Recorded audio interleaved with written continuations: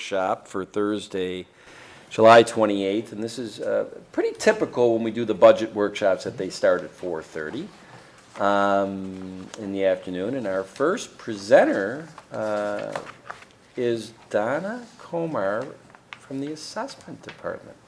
Maybe we should run through the schedule. So Oh, tonight, would you mind doing that? yeah, I'm off tonight my we're A going to game have today. Donna presenting the assessing budget, then I'll do finance, it'll be followed by human resources by Braden Connard, and then the police, parks and recreation, and the justice court. So Donna's going to kick us off. Thank you, with Paul. assessing. Okay, thank you. Now, what do you want me to do, Paul? Just go through line by line? You could just hit the highlights. I mean, Hit the highlights. So salaries are determined by contract and the town board. So how about if we start on capital purchases, which is the .2 line? that's good. Capital purchases, having for It's 0. 0. Yeah, oh, the columns were reversed, yes. So 0. Last year we had budgeted for a copier, it's on order, so thank you for that. And we don't plan on making any capital purchases in 2023. Maybe you should explain your compensation for employees, because you always have different combinations of part-time and full-time. A lot of the lines haven't changed that much, have they? What has, this most significant change that I see up there is the full-time employees. And we now have on staff a full-time certified New York State residential appraiser. So that is a little bit above what we had on budget last year, and that's the difference there between the 158 and the 165. Okay? Then going down to the contractual expenses. Oh, the .2, the computer equipment. That is new. You're going to hear that in probably most of the presentations. Items that used to be in the IT department have been segregated out then into the individual departments, so you can see which departments are now affording which items. So my $5,900 request is part of what I think would have typically been in the IT department. Is that what I'm looking at? That is correct, yeah. Okay, there's another Includes, 5,900. My eyes just fell up to my own page here. It's in a different order. And that includes software Two- licensing fees as and well two as the cost PCs. to replace any computers. Right. Okay. It falls a different place on your page, I'm sorry, than it did on mine. It's all right. Yep. Next is memberships, and we're just going to bump that a little bit for change in membership fees year upon year. Our deeds are pretty much stable from year over year. Computer expenses, that's generally our toner expenses and that. The 406 this year represents the ongoing maintenance agreement for that new copier that is on order right now. And so that's just going to cover our expenses for that one item. Supplies are down a little bit because we had the extra purchases last year, so this is more typical at $2,500. Staff training and conferences is up just because the price of some of our one-day seminars and things have gone up, and I've added a little bit to make sure that our appraiser stays qualified and satisfies the educational requirements for the state of New York. Contractual services for $800.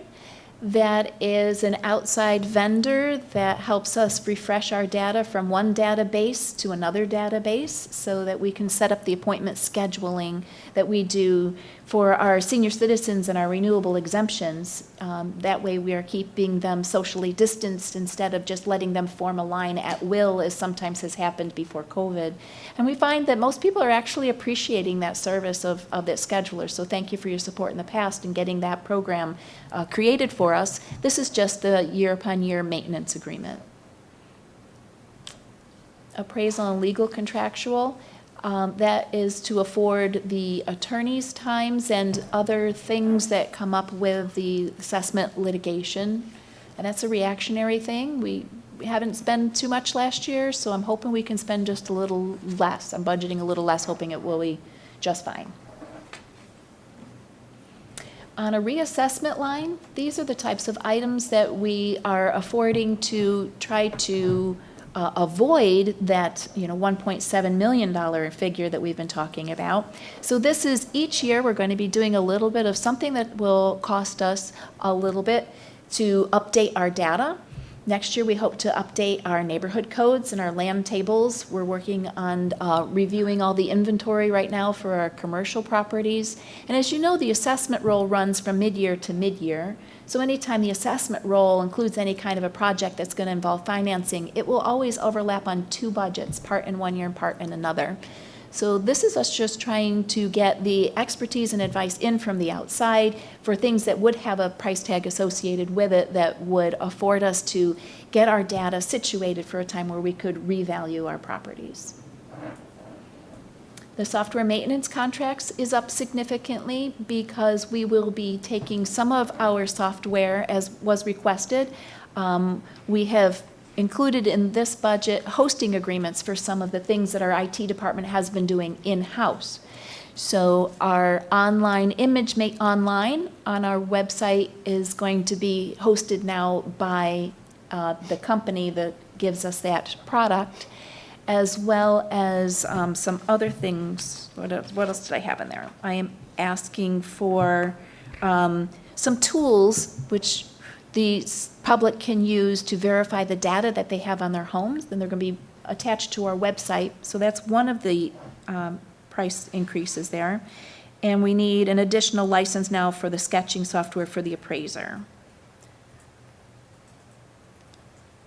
Yeah, so there's a couple of new softwares there. Vehicle operation lease expense. As you know, we've gone to, the town board has gone to a fleet management type of philosophy as opposed to straight up ownership of our vehicles. We have one vehicle in our department. The 1800 is anticipatory of next fall acquiring our own through that fleet maintenance process. What we'll be doing in the short term between now and then is taking our very old vehicle and trading that in against some of the new vehicles for other employees. And I'll be acquiring one of their older vehicles, which is newer than mine, to bridge for the next year. And that just kind of gives us the opportunity to put off one vehicle out just one more year. It's a good plan. Thank you. And then the maintenance for the $1,000 is to maintain that old vehicle that I'll be having that's a little bit newer than the one I have, but still going to need some maintenance over the course of the year. And I just put a flat $1,000 in there just because I don't know the history on that and what it might need. Any questions I can answer for anyone? Yeah, so year to year, we have your budget actually decreasing about 3,000. I would call it flat.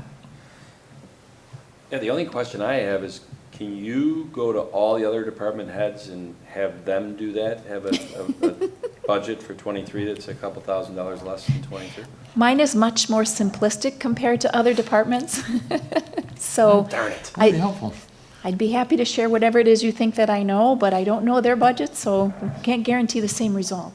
Well, you did a nice job with yours. Thank Thanks. you. Thank you. Thank you. Thanks, Don. Thank What you. year was the You're welcome. last assessment that we had in Webster? 2004 was the last townwide revaluation. Okay. And when are you projecting another townwide assessment? We don't have a date on a townwide revaluation, but we are looking at other things that we could do to position ourselves to get there. And until I have that definite approval from the state of New York to do things just a little bit different, which I think will make it much more cost-effective and much more palatable to our public. I'm not speaking about that publicly because, you know, I want to make sure that I have their blessings and that their input is part of that. But you can look forward to that in future conversations in the very near future. Okay. Donna, correct me if I'm wrong, I'm having memory issues lately. Now, I do know that Bill Abbott is liaison to assessment. Yes. That I do know. And we've had conversations, the three of us, about that strategy you have with the state, which I think is a very good strategy to somewhat avoid the, I hate to use the word shock and awe of a total reval that can upset the community. Right. Whatever. That if you get certain acknowledgements from the state, that we may in a near future workshop have you present what, you know, the strategy that you have and how to execute it. And Yeah, whatever. I'd be happy to. Yeah. In no way, shape, or form do I intend to keep anything secretive. We are very transparent in our office. From what I know of all the rules that govern us, I don't know the rules in the other departments very well, but I do find that our department is very transparent by law in so many ways. And I'm very grateful for that in many ways. So I'll be very happy to educate you. The reason that I'm not saying anything yet is I don't want to start a conversation when we find out that the state says, no, we don't like that plan and we want you Right. not to go left, please go right, to be vague on purpose. And I don't want people getting excited, and I don't want to make it excitable. Yeah. The goal is to make it cost-effective because the town bears the entire expense of townwide revaluations. The fact that so many years have gone by, that makes it a very high price tag. And as I just described, the budget the assessment roll runs mid-year to mid-year, so it will affect 2 budgets, and that alone, if there were no other increases and revenues stayed the same, you would be breaking the tax cap 2 years in a row just to afford that project. Yeah. I don't think that was ever their intent, and I think that there's other ways that we can do it, and I have really been talking and reaching out to my colleagues and the state and talking to them the last number of years to pull together what would be the solution to that high price tag to the town, and that's our taxpayers, right? When we say the town, I'm looking at a town board that's been elected to govern them, but those are our taxpayers. And it's going to come out of the town tax line. And I just think that there's other ways that we can do it if we're given enough time to make it happen, because time has gone by. We are now fully staffed in our office as of last week. Yeah. And I'm so excited and I'm so encouraged, and I'm really looking to the future with excitement of what we can do and what we can accomplish with a team that we have put together. And there's a lot of promise here. And what I want to do is involve the public, which is why we're getting the online software for people that are going to be reporting back to us. We'll do a soft launch on that, and then we'll be ready to really engage the public in the activity. Yeah. As much as possible, we want them to understand it, but it's a very technical process. So we might not be able to educate everyone to the level they wish to, but we're certainly going to be giving it the try. I don't think you've been properly staffed since I've been back. Thank you. Which is going on 4 years. Yeah, it's been a long time coming. That hurts. That has been a long time coming. So we've dug a little bit of a hole we need to get out of, and that's going to be that, and COVID is my explanation for the delay. We haven't been able to fill that position, and COVID brought on so many other things we had to do in addition to what we usually do. I really feel like 2023 is going to be the turning point where we're going to be back on track to pick up the thought of that project again. Well, and Brayton's going to be here later to do HR at 5 o'clock. It's too bad he's not here right now, because if he was, he might be twitching, because the work that the two of you have done the last 2 years in vetting candidates for these positions, then hiring them, and then just the bad luck that they've walked out the door, for good reasons, relocating or whatever, and you just, when you think you've got your staff at full staff, it's been quite a ride. It has been. Yeah. It has been. And the last thing I'll say before we hand the baton to Paul, unless the other board members have questions or comments on assessment, is that, if anybody who's watching this live or in the future, if they're like, wait a minute, 2004 is the last full reval. That's 18 years ago. I'm sure you'll get into that more, in a future date when you present to the town board, but I've looked at that, and there's very rational, logical reasons why that has been. Mm-hmm. We won't get into details tonight, but, there's been reasons why. There has been. And I think those reasons are getting to the point where they are exhausting themselves, and we can move forward, and I like your strategy. Yes, thank you. Well said. They are exhausting themselves. Yes. Yeah. All righty. Yeah. Thank you. Thank you for your time today. Anybody else? Thank you, Donna. All right, Paul. All right, we'll talk about finance. Let me just move over to that screen. My department. Part-time personnel, we dropped that from 6 to 3,000. That is, we think there's a possibility we may need help from some former employees. We've used Sandy Stringer parts of this year. Next year, we're actually going to have Carol Campitello who's retiring. We may need her to come back from time to time to help our new payroll supervisor. Compensation to employees, that includes my 4 employees, which is the town accountant, accounts payable clerk, and payroll supervisor. As I just said, Carol's going to retire in January after 14 years of service. So there will be some overlap between the new person and Carol in early 2023. And we also have Paula Friedman, who is also an office account clerk. She handles grants and some bill pay responsibilities. She's involved in the construction, letters of credit, and the deposits, so she works closely with engineering and community development. So she's been a good employee for many, many years as well. And our town accountant is fairly new. She started about 1.5 years ago, taking over for Sandy Stringer, who had been here for many, many years.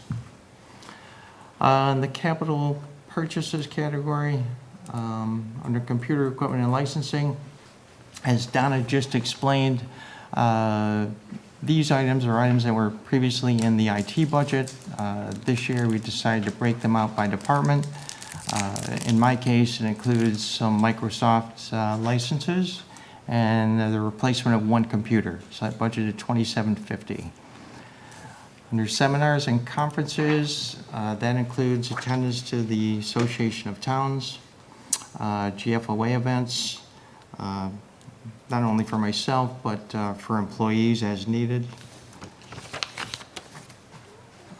Fixed asset software, that's up $6,500. The software we're currently using is not integrated with Munis, our main financial software. It's a standalone package. It's pretty outdated, so I put in $6,500 to try to replace it. I don't know if we'll actually go with the Munis module or try to do it with something else, but it's something I would like to look at sometime in early 2023. Financial consultants, that includes fees that we pay to our actuary. The town is required to have our other post-employment benefits valued on an annual basis, and that's basically identifying how much liability the town has for health insurance paid to retirees and some of the other benefits that they receive. And it's a pretty significant number.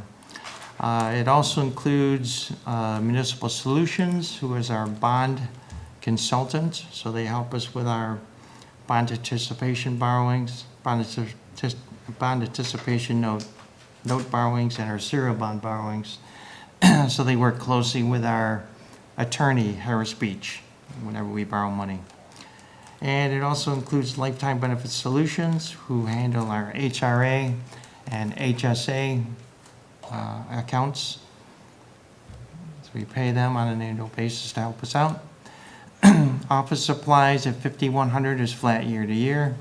Machine lease is a copier. Software license fees. That actually is up significantly. It's up $37,000. The town uses Munis, which is the full financial system for payroll, accounts payable, general accounting, budgeting, it's billing, receivables, it's the whole package. And we've decided to, this was a decision that was made with the IT department in conjunction with the town board, we decided to actually allow Tyler Technology, the parent company who owns Munis, to third-party host the data and the software. Now, based on an analysis that Steve Peace's department did, it appears as though, even though it's a jump on my budget, we think overall it's actually going to be a savings for the town. And it also adds a certain level of security. So that process is actually underway, actually as we speak. This week, Munis is actually building the database in our test and train system. So it actually will be available for us to start testing the software in about, actually on Monday. So we'll be able to start testing and test and train. And then the plan is to actually go live with it about the second week in November. So we're moving in conjunction with this third-party hosting. We're actually changing versions from 11.3 to 2021.5, which actually is a jump of about 4 or 5 levels. So it actually will be a pretty big change and a different look to the whole software. The computer system administration charge, that's an annual fee. We also pay to Tyler Technology for system support. It does cover things like they're doing this week, like the data transfer. It's actually covered by this fee. So whenever there's an upgrade, it'll be covered. Then I budgeted $3,000 for software conversion costs. As I just explained, we are switching to version 2021.5. So I do have some training scheduled for this year, but I budgeted $3,000 for some additional training as needed. As I said, it will be a big change. And the other expenditure item is the amount that we pay to our independent audit firm. We do use Mankel, Metzger, and Barr to do the annual financial audit for the town. In addition, they do some agreed-upon procedure engagements for both the court and the town clerk and receiver of taxes. It also includes some money for a single audit. Single audits are required whenever the town spends over $750,000 of federal funds.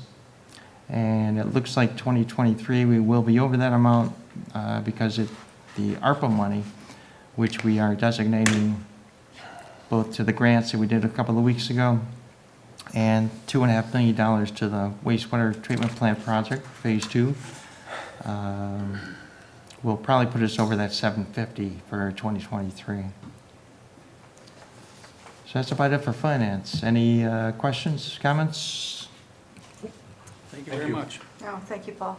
Yep. All right, next up we have HR. Brayton's right on time. Hey, he's moving up to the podium. The one thing I will say about this, Paul, that software license fees, which we had some town board workshops and discussions on this that in the last month or two that kind of explain it, but that is one of those items where the one-year budget process in government doesn't do justice to the savings that it does for an organization over a 1 to 5 year period.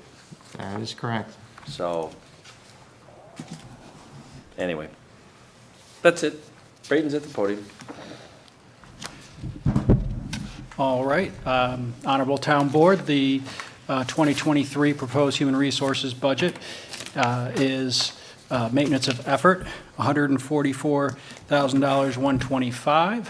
It is $525 higher than the current budget, which is the equivalent of 0.4%. So I consider that to be tax cap compliant, and that's one of the things Yes, that indeed. I like to pride myself on is not increasing overhead expenses, although sometimes it's required.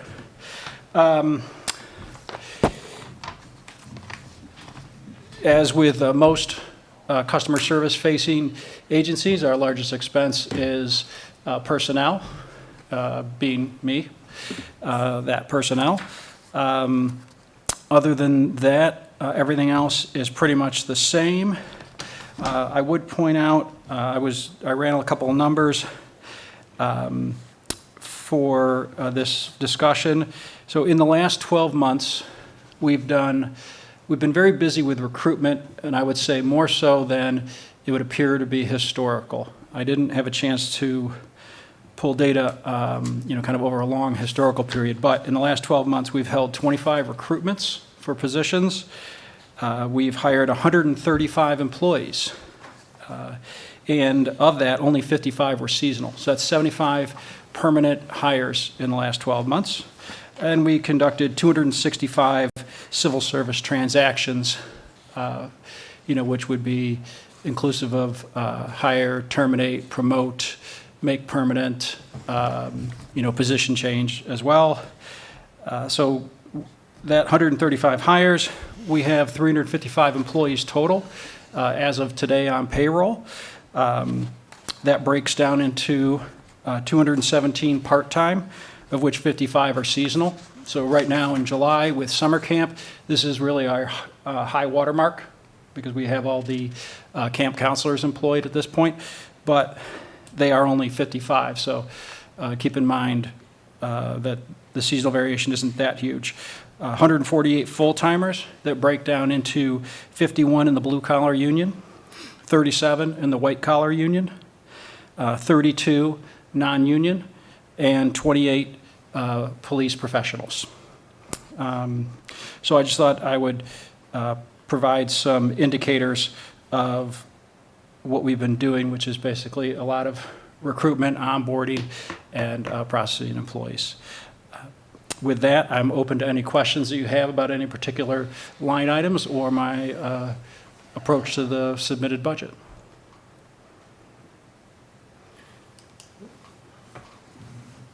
I have none. Thank you. Thank you. That's quite a volume of hires. Thank you, Paul, because I wrote as fast as you were. Yeah, and I couldn't capture it all. I appreciate that. So Braden, let me ask you this. If I understand it correctly, we have 148 full-time personnel in the town. We have 217 part-time, 55 of those are seasonal. You said that the recruitment, placement, vetting, all that very robust process in the last year has resulted in 75 permanent position hires? Yes, correct. That's 50% of our full-time staff. Permanent includes permanent part-timers as well. Okay, So it's, Some of the- yeah. but it is to say that the majority of that 135 are different from just the seasonal summer process, to give it some context. Because if I didn't give it context, you know, a logical conclusion would be is, yeah, every summer we staff up, every fall kids go back to school, you know, normal process. So, you know, I don't know if it's a generational thing, whether it's the overall economy, but there has certainly been, you know, a lot of turnover. And turnover is just a number. It, depending on the circumstances, it can be a bad thing, or it can be a great thing. But it is a thing that requires time and effort, and hopefully we're doing a good job at meeting the hiring goals of the departments that I serve, as well as the overall talent and quality of the workforce, which I think is very good, just for anecdotal feedback. Well, that makes more sense, because there's 310 full-time and permanent part-time employees, so 75 in the last year is more like a little under 25%. And I know, COVID, we've seen why a lot of people are leaving, they're retiring in many cases. Okay. That's all I got. Changing of the guard, as they say. We have a lot of new hires, and I think the board's done a wonderful job in the manner in which we have interviewed. And we've made some great selections of new department heads. I would agree. I really enjoy the process. I think it's a very, very, very good process, and we're seeing what has developed since we implemented that process with the people that have been hired, with the exception of you, of course. There's Are you pointing at there's Brady? always a bad egg No, I was in the pointing at dozen. you. Me? Oh, well, yeah, well, don't get me going on the fact that, elections are just popularity contests. It doesn't mean you have the skills when you get Well, yeah. hired by the community. Braden, all jokes aside, I gotta tell you something. I, for one, am very happy you're sitting in the seat you've been sitting in for almost 2 years to help and navigate this organization through what we've been, what, 9 new department heads? Yeah. And you gotta hire smart, and part of hiring smart is the robust process that you vet candidates and all that, and I wanna thank you for what you brought to this organization, and appreciate it. I second that, sir. And Thank you. He is a and- very witty person. I want to throw that in there. Yeah, that's the least of his concerns. Huh? Well, I was just going to say thank you sincerely, and I continue to really enjoy working here and the people that work in this organization. So I'm very happy. Good. Good. Thank you, sir. Good to hear. Well, tell ya, Chief, that's a tough act to follow, isn't it?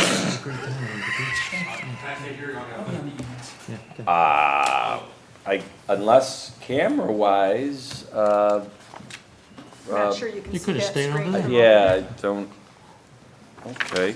All right, next up is police. Afternoon, everyone.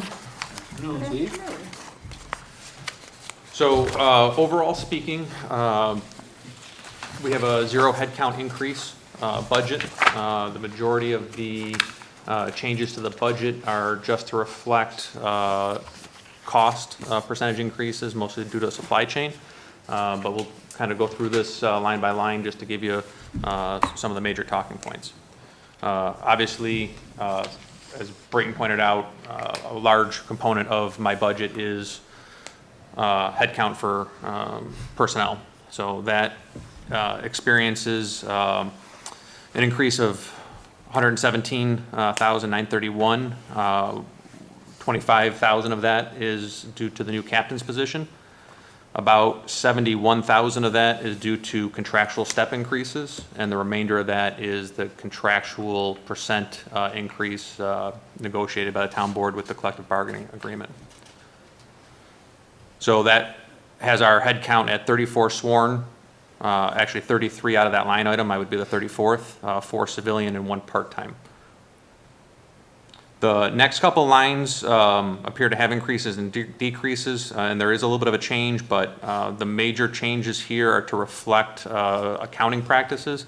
One of the issues we had with the way holiday pay, overtime, and now a new comp buy-down line were being accounted for before. It made it hard to track how those were being expended. Essentially, going back a couple years, the comp buy-down came out of the overtime line, so we would be tracking on course to be under budget on overtime, and then in December, when the contractual buy-down happened, it would essentially be a balloon payment. So what we've done is we separated that out to be its own line item to make sure that that's accounted for appropriately. For overtime, generally speaking, there was a $25,000 increase requested. That has to do with the increase in rate for the officers that are working it. So we don't anticipate the hours reducing, but the rate that we're paying them is increasing. So there's a slight increase to that budget line. We inserted a new budget line called Police Reimbursed Overtime. I'm anticipating that at about $50,000. Any expenditure out of that line would be reimbursed on the revenue side. So that's not an increase in budget. It's a line item to account for any charged overtime in relation to like special events and things like that. Again, that's still an ongoing conversation with the board as far as how that's going to be implemented through the fee schedule. But for the budget process, I'm using the $50,000 mark based on the analysis we did during the last year discussion on event costs. Clerical salaries, again, no increase in head staff there, or head count there for staff. Overtime is minimal, and that's more to reflect as needed. Clerical part-time is just to reflect, it's not exactly clerical part-time, that's our 1 part-time employee we have that assists with fleet coordination. Crossing guards, we still have responsibility at Clem North and Clem South to have crossing guards posted for morning and afternoon. So there's only 1 location that's still active, but we have responsibility there. The next 2 line items, tobacco compliance and SRO overtime, are both reimbursed. So again, they appear as expenditures on this portion of the budget, but they would be completely reimbursed on the revenue side for any expense out of that.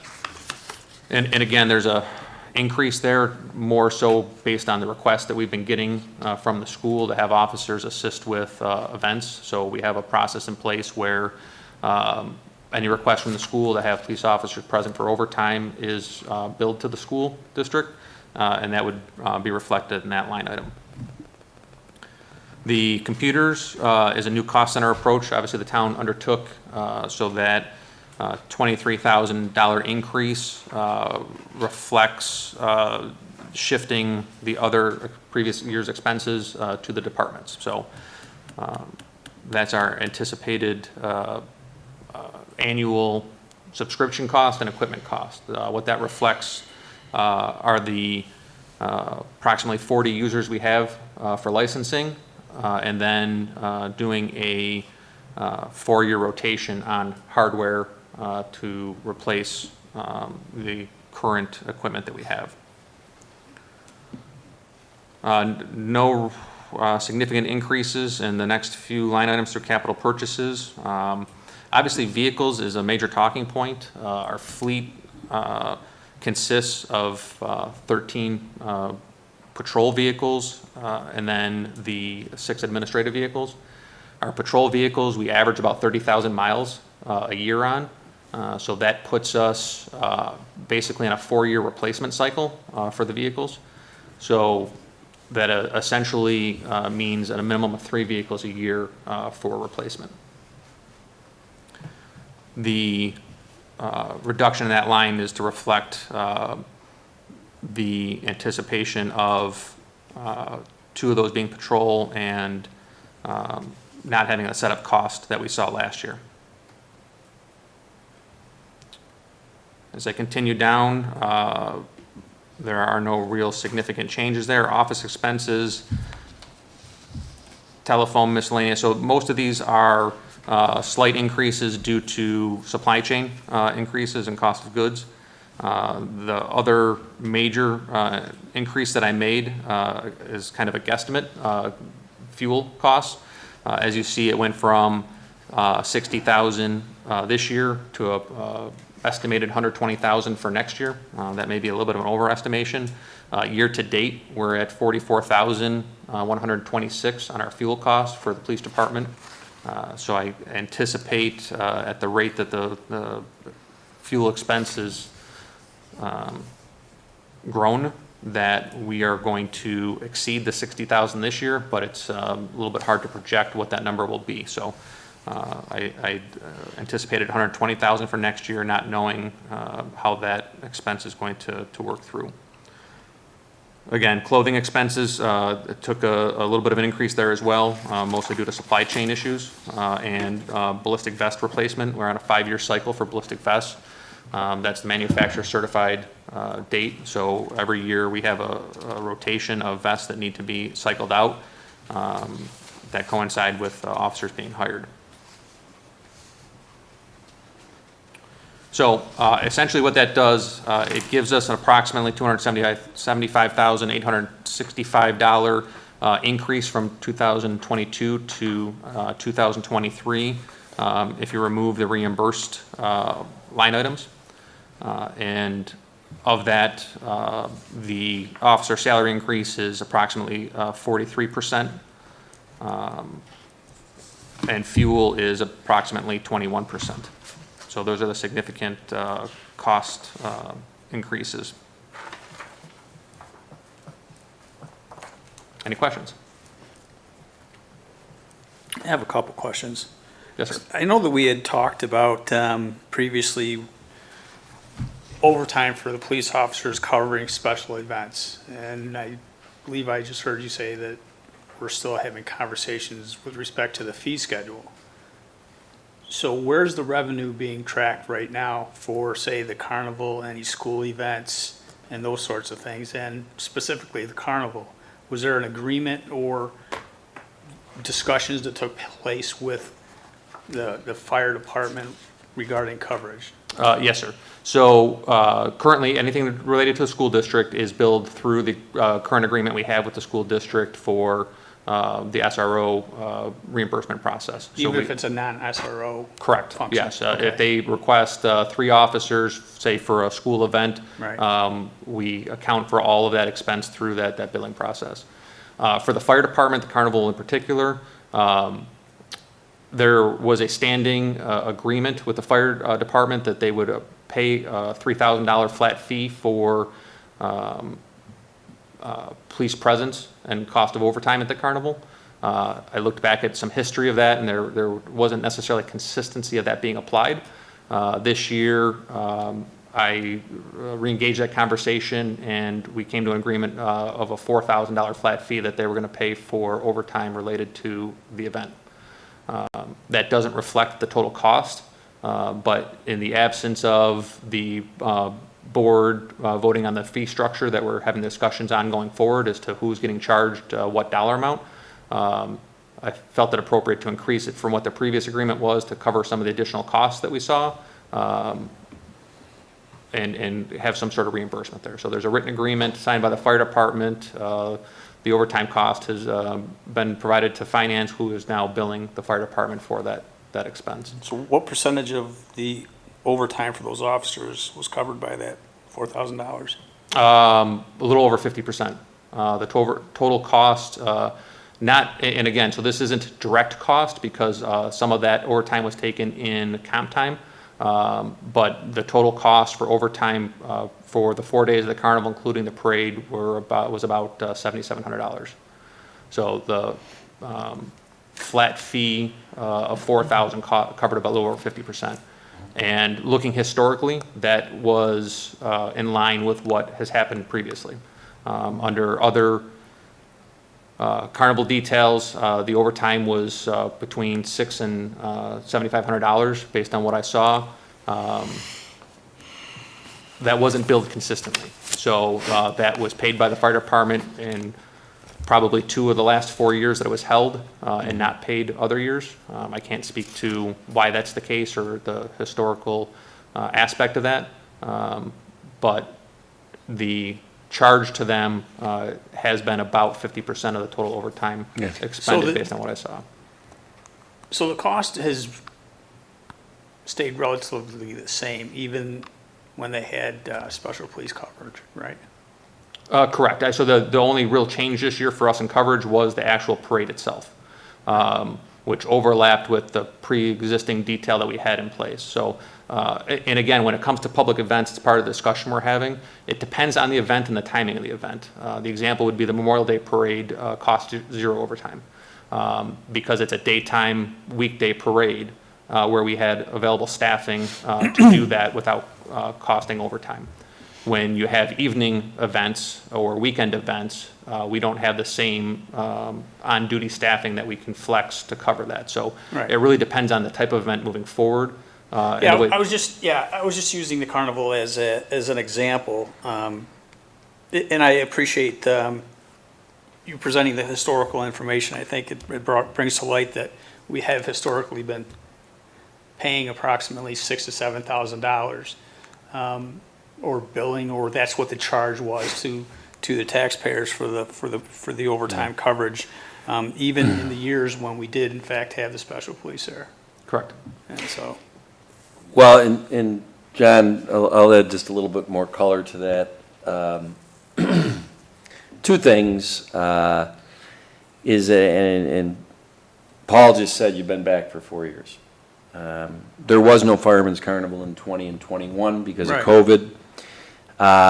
When we looked back in 15, 16, 17, 18, and 19, that was 5 years of fireman carnivals. We had 3 invoices, 3 of the 5 years, we billed the fire department $3,000 for that overtime. 2 of those times they paid us, 1 time they didn't, and the town wrote it off. 2 of those 5 years, we didn't bill the fire department. We really can't figure out why that schematic was in place. So Right.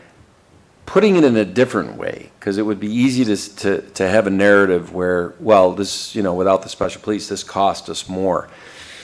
Well, Chief just showed how the overtime for the police has been the same, really, during the 15 through 19, Right. and then this 22.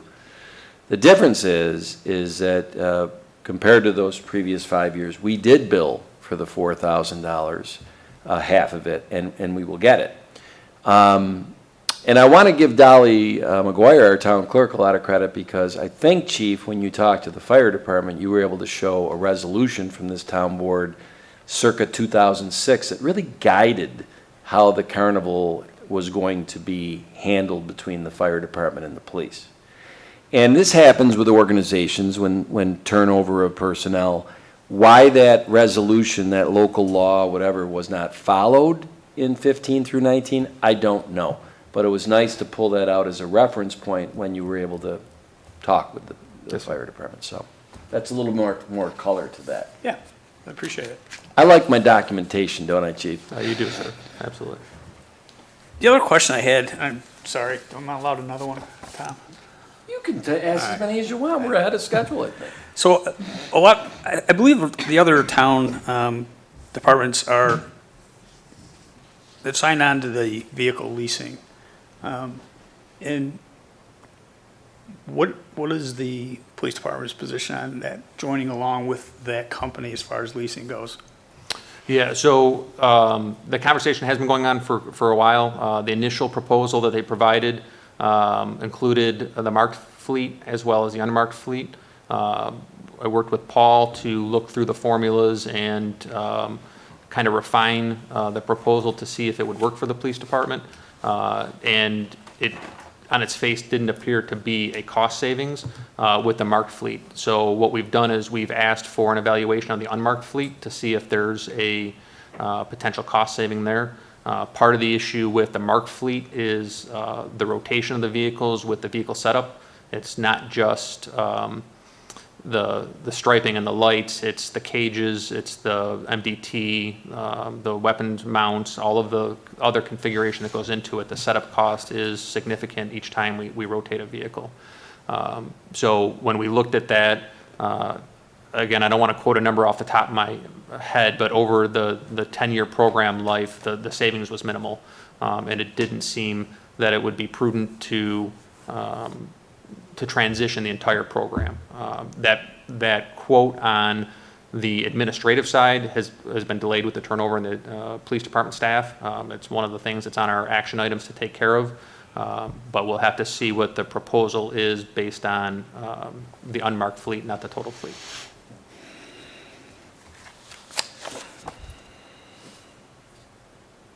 That's all I had. Jenny? Any comments on special police or animal control? So I guess the things to highlight for the animal control, we're taking a collaborative approach to the animal control. There isn't a single full-time employee. There's a collection of part-time employees. One is focused on the administration of the unit and reestablishing a police department and doing the hiring of other part-time on-call personnel. So we have currently 4 part-time employees under the animal control functioning, and the majority of that is for on-call. So there isn't really any significant changes to the budget. I just figured I'd highlight the approach we're taking now that it's moved back under the police department for administration. For the special police, obviously, this will be the first year that there'll be no line items for the special police as far as a taxable expense. Jenny? No? Where does the brand new vehicle go?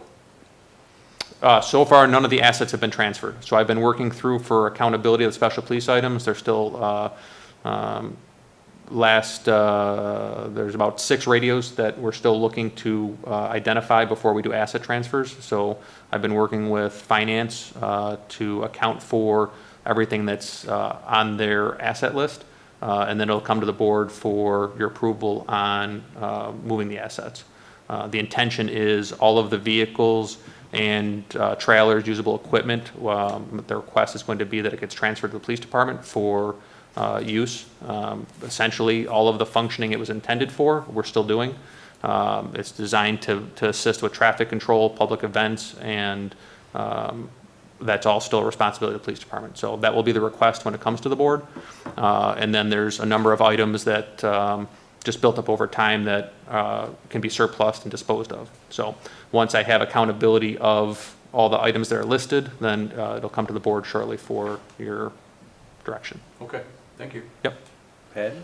No, I have no questions. Thank you, Chief.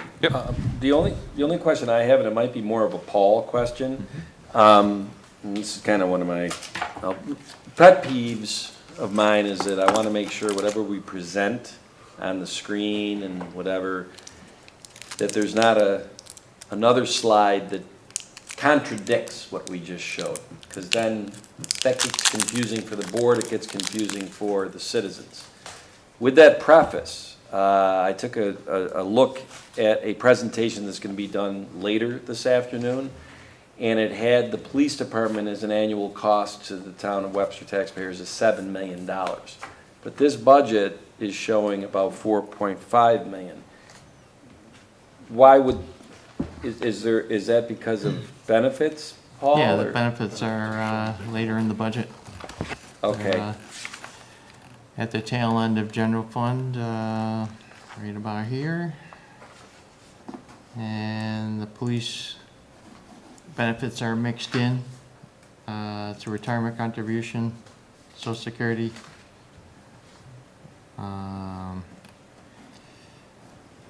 Cash option, hospitalization, and medical insurance, retiree medical insurance, dental insurance, yeah. HSA, HRA for retirees inactive.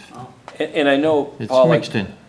what's that? It's mixed in with our other benefits, but I understand that, I Separate just want to line make sure, because obviously, you know, and maybe I'm overthinking this, if I'm watching this at home, live, or in attendance, or I watch a tape in the future, and I'm like, huh, Chief showed a budget that is, proposed for 2023 at 4.8 million, and then once you get the revenues that you get, it actually is down to 4.6 million.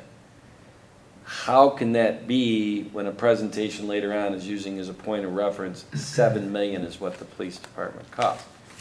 I don't know, and I'm not trying, this is not a gotcha question, I want to make sure that it is that accurate? Is it, yeah, no, I mean, is it 7 million?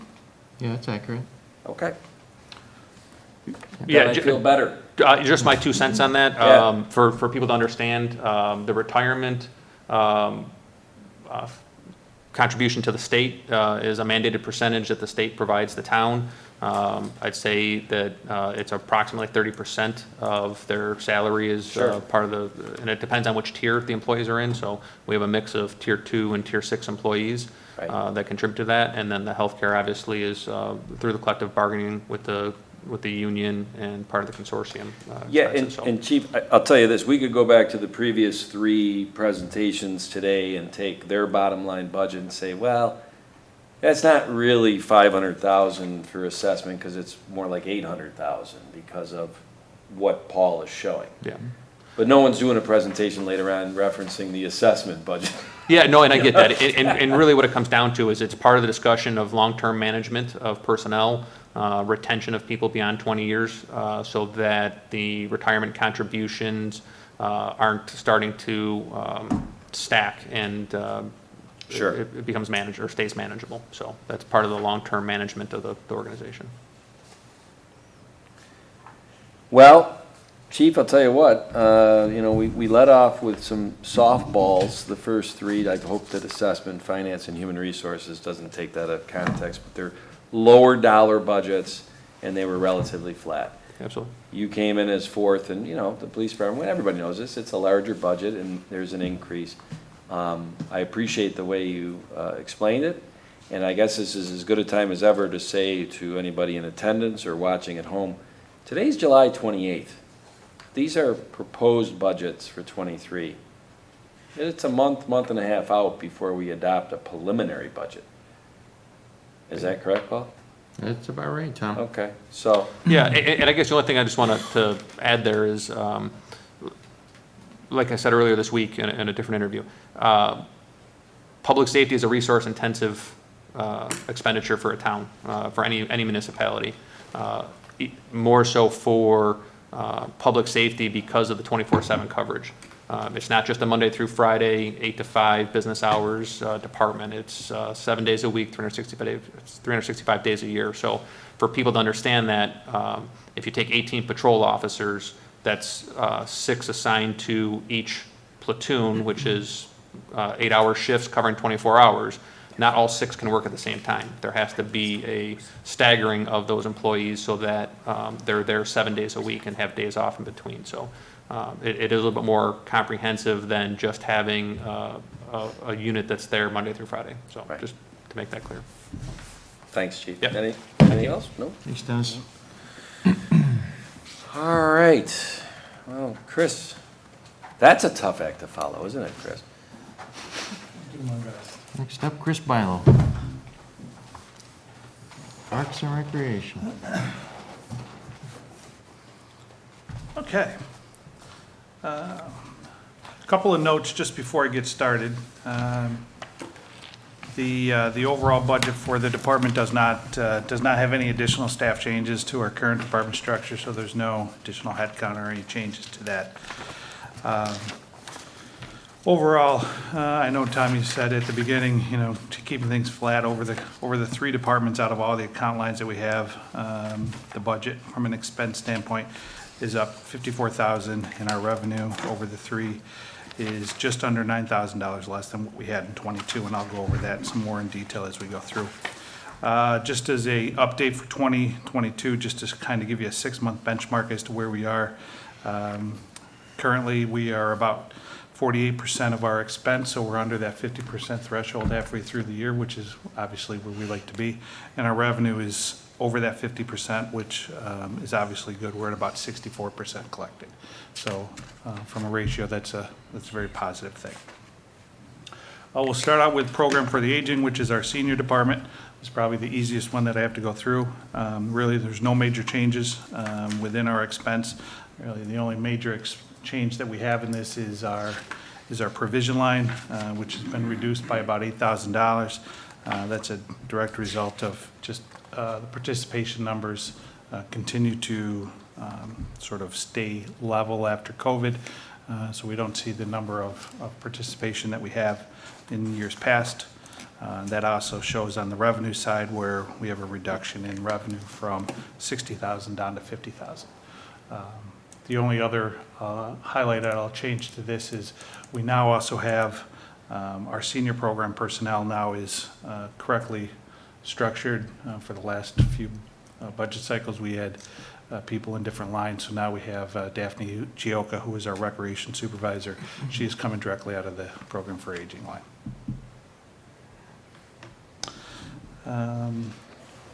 Onto recreation. I'm not going to go through every one of these lines. I'm going to hit a number of the larger lines or anywhere. I think there's got to be some explanation as to why there's some changes. First one is 10087. It's our administrative support part-time. We do have a slight reduction in that of around $7,000. That's a result of the new staff structure that we have in place in our front office that our office manager Colleen Ferguson has implemented, so we've been able to see some savings there.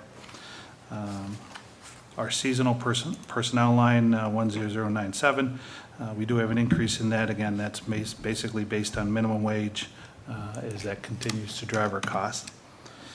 As been explained through the other presentations, 20011, our computer equipment and licensing. That is our software cost for 9 full-time and part-time computer licensing. That also includes 1 new kiosk or new computer for our front-end kiosk. So that's a new budget line for us. We do have an expense in there for fitness equipment capital cost of $23,000. That's for new equipment for the fitness center, specifically spin bikes, as we try to jumpstart our fitness membership and continue to build on that. We do have the need for additional programs to be able to offer, and obviously that is one that we hear time and time again from our members and potential members that they'd like to see offered. 40067, this is, as Paul mentioned earlier in his presentation, from a computer tech support. This $19,000 now is for our registration system, which is Vermont Systems. Vermont Systems is the parent company of RecTrack, which is where all of our registration goes through. This is now housed in the cloud. This has been successfully done thanks to the town board's approval. Now this is being done and managed in the cloud.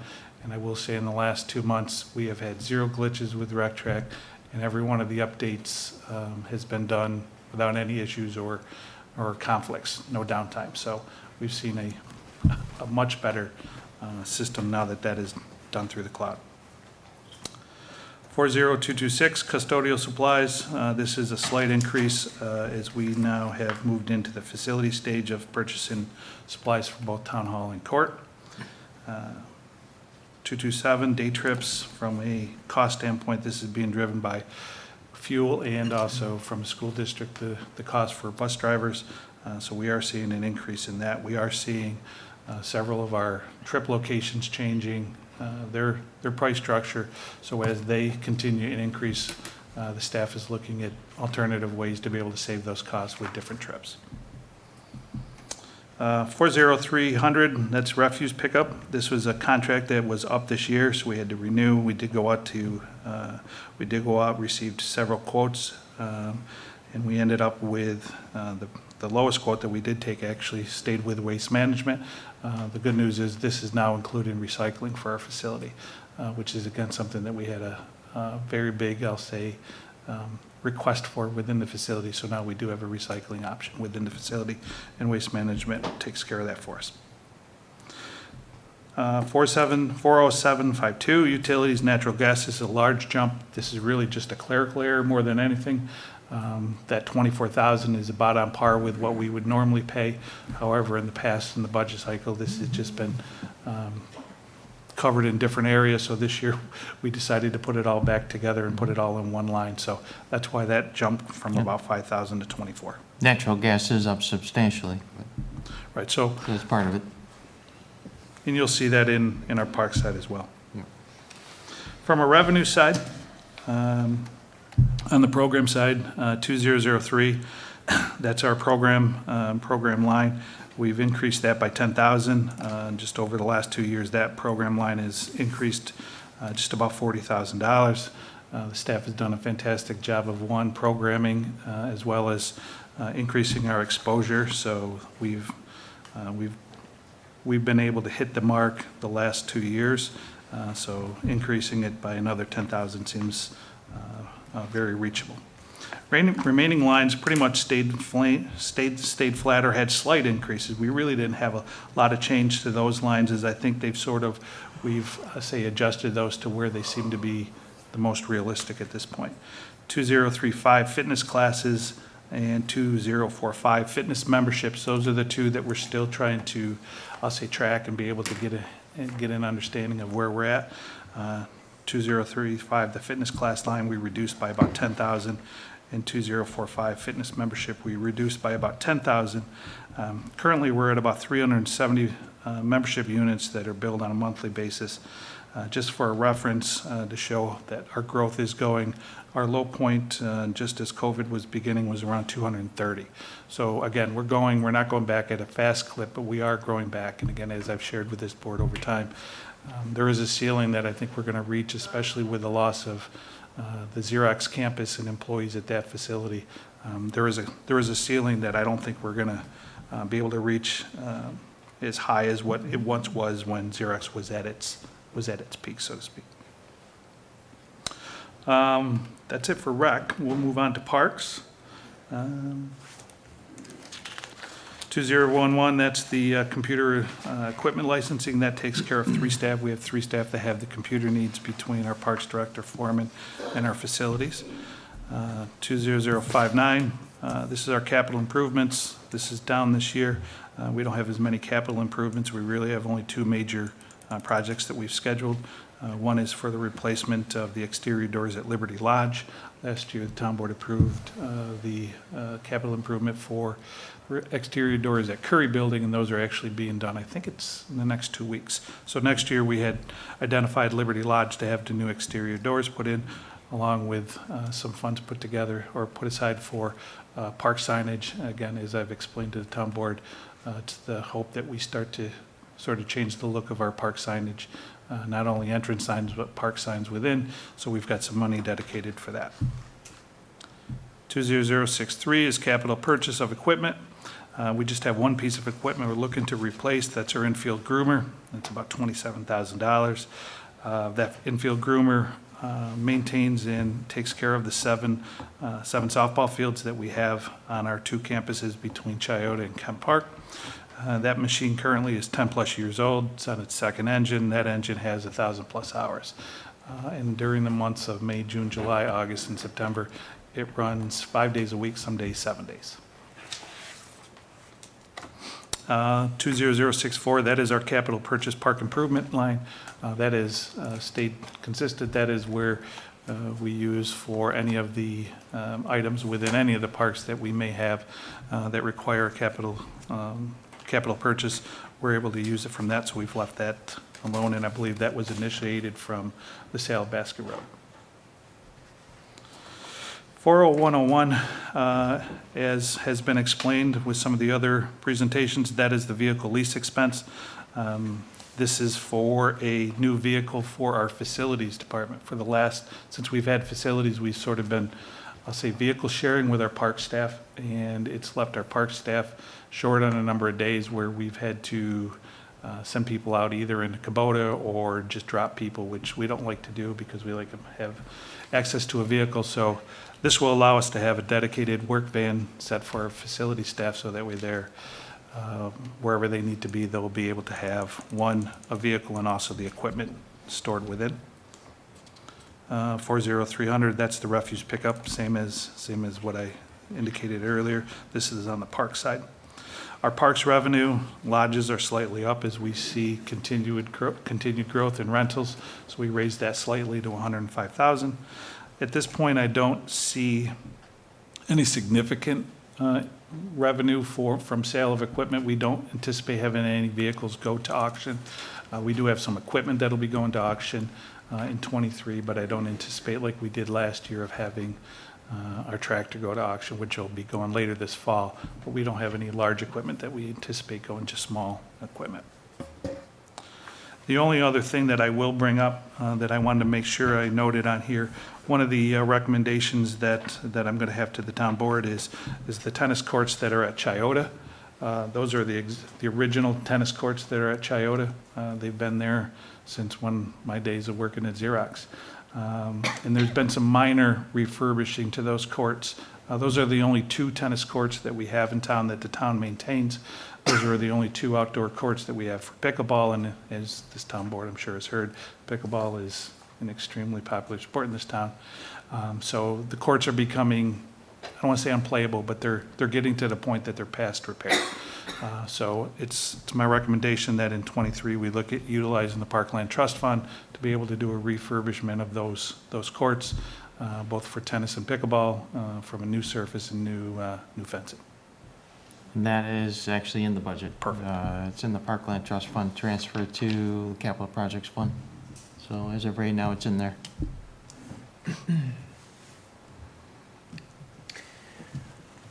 Question?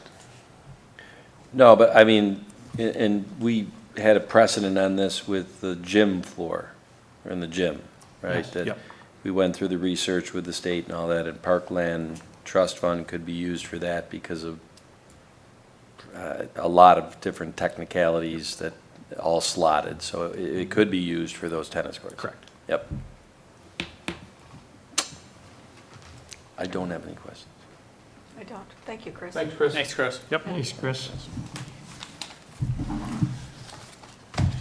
Next up, we have the Justice Court. Tom and Dave.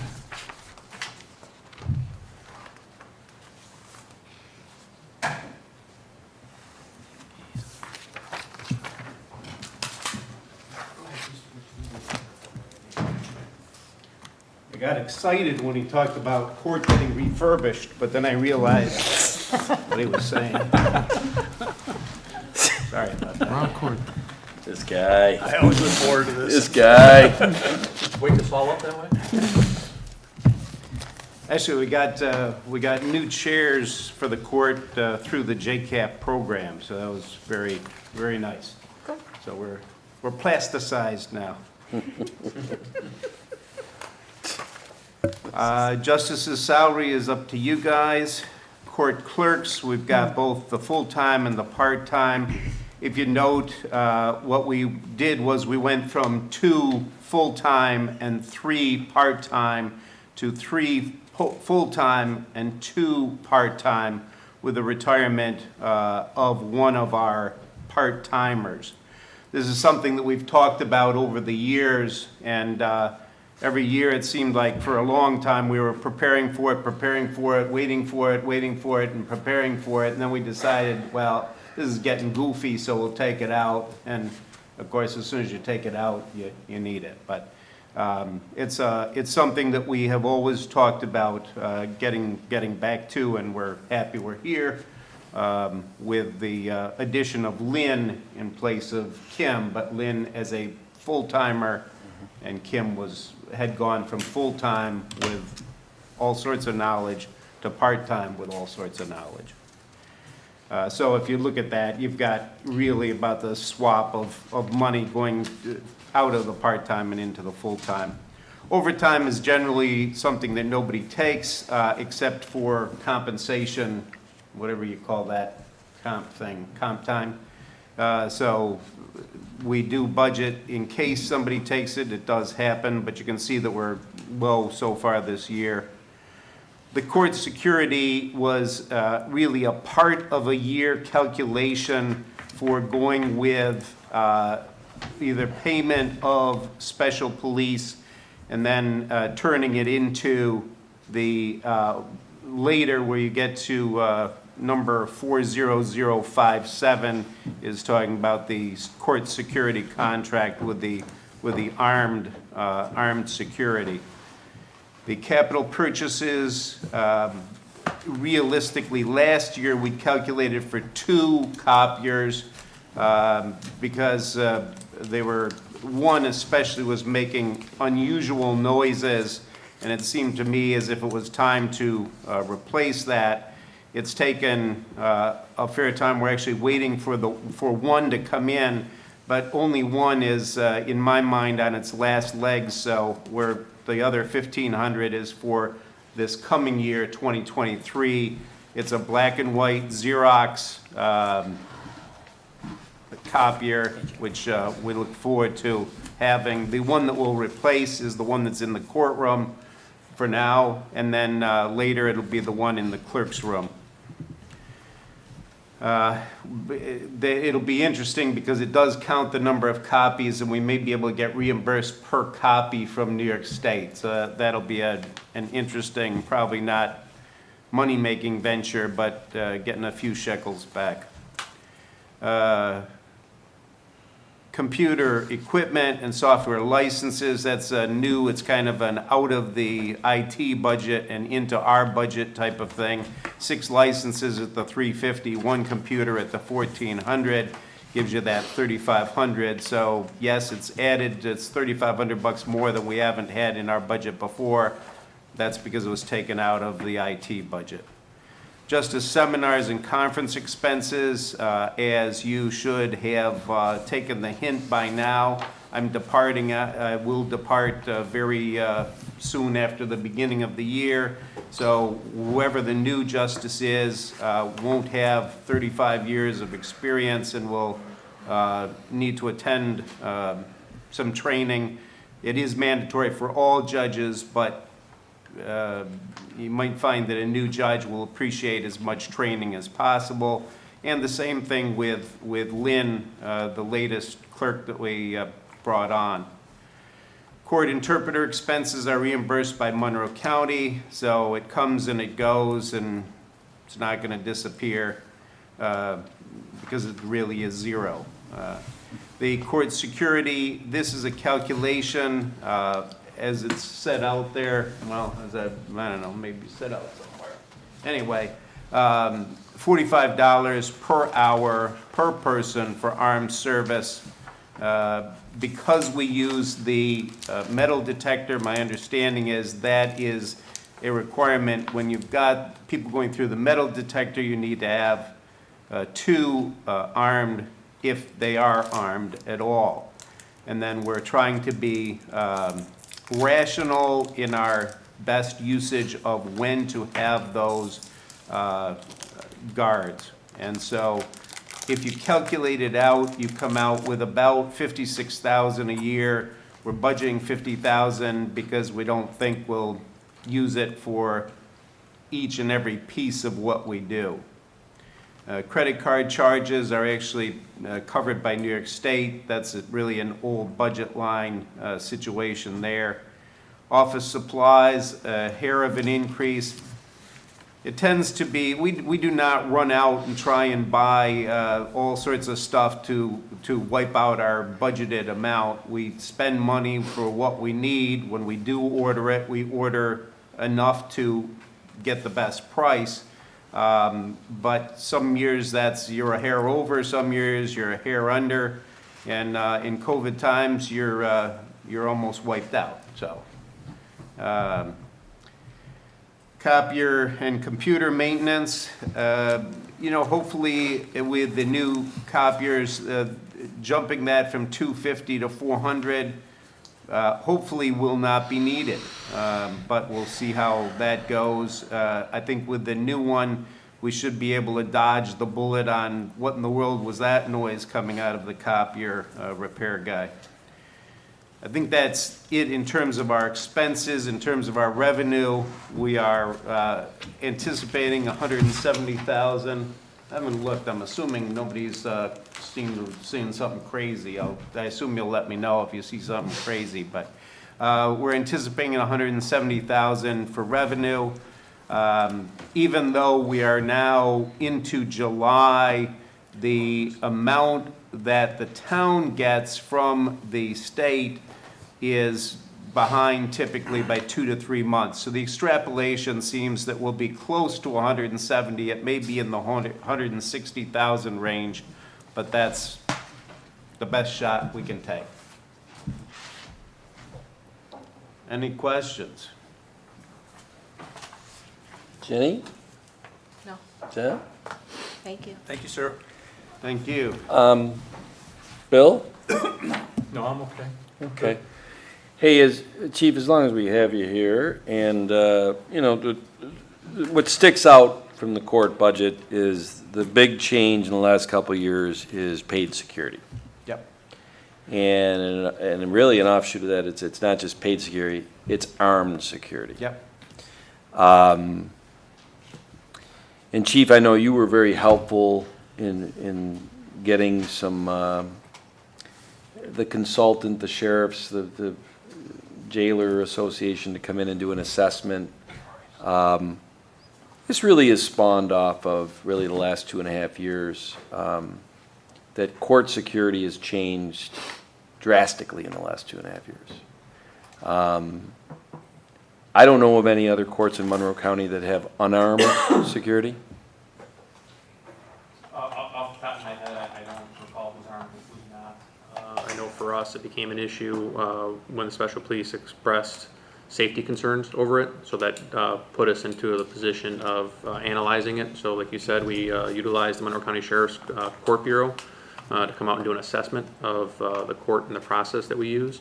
And then we took their recommendation and tried to make a best practice for our operation. So Right. Essentially, like the judge highlighted, a weapon screening station increases the staffing best practice to 2 people. So it may not be appropriate for all of the court process, but if that process is in place, then that's where that requirement comes from. Yeah, I know as we were navigating this, I was getting calls on certain days from the public defender's office and the DA's office with concerns that their ADAs had said, hey, we're not comfortable being in the Webster court where the security is unarmed. I think there was, during that period of time, there was no security. There was no security. The special police were not there at all. So we were on our own, other than at some point in time, Webster Police, based on that complaint, did send, an officer for some of our criminal dockets. But probably, I want to say for 3-4 months, At least. we had no security whatsoever, and the initial complaint was from the assistant district attorney at that time. Yeah. Felt very uncomfortable that people were coming and going and there was no security at all. Right. It's an interesting question, too. I mean, do you take out the metal detector and say, well, good, we don't need as much money now for an armed security, or you keep it in, then it costs you more, but are you more safe? It's you know, The interesting question. tenor of the times is, kind of dictates what you have to do. The tenor of the times, Judge, and I mean, that is, you know, in 2019, you educated me on this. Certain people were showing up to court, escorted, I'll call it, by the sheriff's department with nice chains, not like that you buy at the store around your neck, but like chains on, you know, from jail. Those same people now get appearance tickets and are walking into court. If we're lucky. Okay, Right. They're so, walking into court. anyway, Yeah. that's the big difference. Yes, sir. Take a little break. Oh, we're gonna. In fact, Karen, unless anybody else has any questions on court or comments, Karen had said that we were gonna take a little break in between the budget, from Justice Court to the 6 o'clock start, if you wanna call it, of the workshop. And I'm looking for Karen to say, that is correct, Tom, that's what we're gonna do. Correct, sir. Thank you, Karen. So with that being said, I think the TV will turn off for 10 minutes, and we'll be back on the air taping in 10 minutes. Thank you, judges.